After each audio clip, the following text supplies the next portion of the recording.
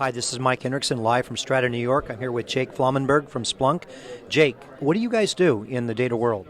So Splunk is an end-to-end machine data product. So we help you collect your machine data, whether it's human-generated or whether it's from ambient monitoring. We help you store it in a centralized, schemaless fashion, and then we let you visualize and report on it so you can gain operational insight from your machine data. And my machine data, where does my machine, anywhere, any kind? Or? Anywhere, any kind. So imagine that you have RFID tags and they're reporting in every so often. We can put forwarders that on those centralized collectors to aggregate the data. We can run a script to get it from your network devices, or maybe you have something in a shopping cart and it's generating machine data crumbs along the way. So our job is, no matter how the data is generated, where it lives, to help you get it reliably and efficiently and put it in a centralized location where you can actually analyze it to gain insight.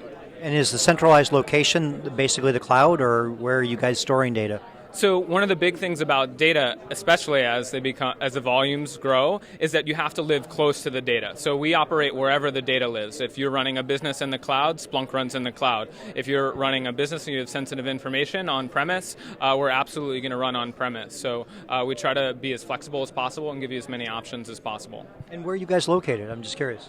Splunk is based in San Francisco, actually right next to AT&T Ballpark, but we have a growing number of offices all over the world. Excellent, excellent. So where do you see Splunk going in the future?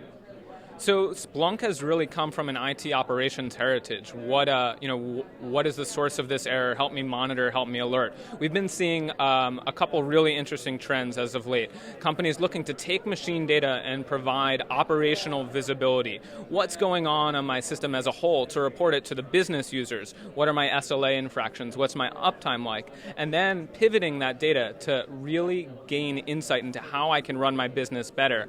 What are the number of dollars in my shopping cart right now? How much could IT be costing me if there's errors or problems with my system along the way? So really enabling more business-oriented questions and even more business-oriented users to ask those questions is where I see us moving in the future.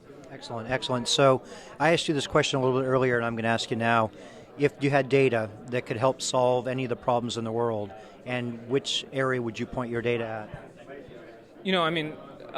One of the areas that I think is just primed for growth right now are the public sector things around healthcare and energy. The data volumes are just tremendous, and really until a few years ago, there were no options on the table for storing it and processing it. I think we now have those options. We now need the domain expertise and the entrepreneurs to come out and tell us how we can leverage this information to solve the problem, because to go from the data to insight, humans still need to be in the loop, and that's really what I think we should start encouraging more of. And Splunk could go into any of those verticals as well, right? Yeah, any kind of data, as long as it has a timestamp, we can help you analyze, but a human is definitely the most important part of the equation.